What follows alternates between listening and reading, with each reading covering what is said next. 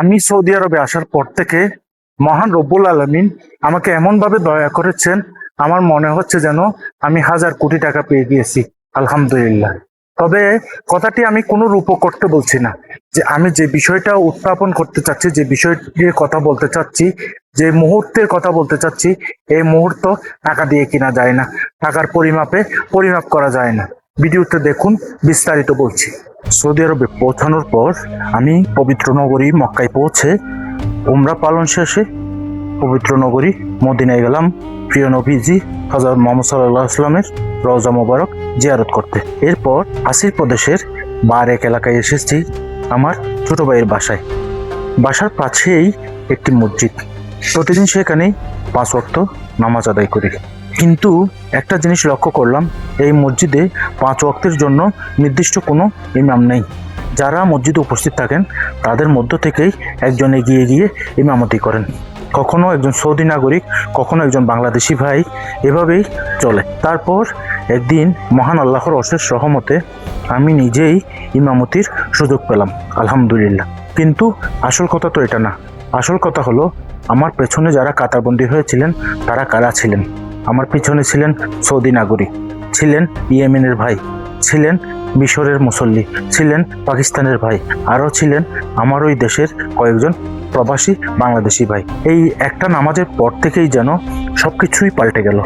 এখন প্রায় প্রতিদিনই দেখি 3-4 ওয়াক্ত নামাজে মুসল্লি ভাইয়েরা নিজেরাই একামত দিয়ে আমাকে ইশারা করেন সামনে যাওয়ার জন্য এবং ইমামতি করার জন্য।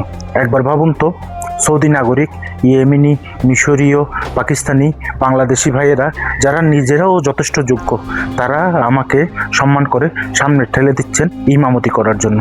এই সম্মান আমার নিজের যোগ্যতার জন্য নয়, এটা একান্তই মহান আল্লাহর দেওয়া একটা নিয়ামত, একটা পরীক্ষা আর একটা রহম। আমি যখন নামাজ পড়লাম, নামাজ পড়ারত অবস্থায় আমার অনুভূতি এমন ছিল, আমি প্রচুর পরিমাণে নামাজে কান্না করলাম। এছাড়াও যখন আমি সালাম ফেরালাম, বুকের ভেতর একটা অন্যরকম অনুভূতি কাজ করছিল।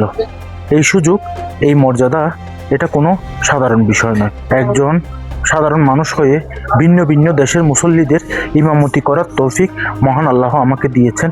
এর চেয়ে বড় নিয়ামত আর কি হতে পারে। আমার মনে হয়েছিল সৌদি আরবে এসে যেন আমি 1,000 কোটি টাকার সমান কিছু একটা পেয়ে গেছি, কারণ টাকা দিয়ে এই মুহূর্তটা কখনোই কেনা যেত না। আলহামদুলিল্লাহি রাব্বিল আলামিন। সকল প্রশংসা মহান আল্লাহর জন্য, যিনি একজন নগণ্য বান্দাকে এত বড় সম্মান দিয়েছেন।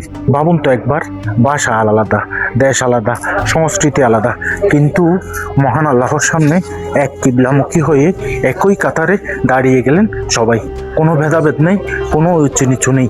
এটাই তো ইসলাম, এটাই তো আমাদের মুসলিম উম্মার প্রকৃত রূপ। প্রিয় ভাই বোনেরা, যারা এই ভিডিওটি দেখলেন, আপনাদের কাছে অনুরোধ, এই ভিডিওটি যদি আপনার হৃদয় স্পর্শ করে থাকে তাহলে দোয়া করবেন আমার জন্য এবং আমার পরিবারের জন্য।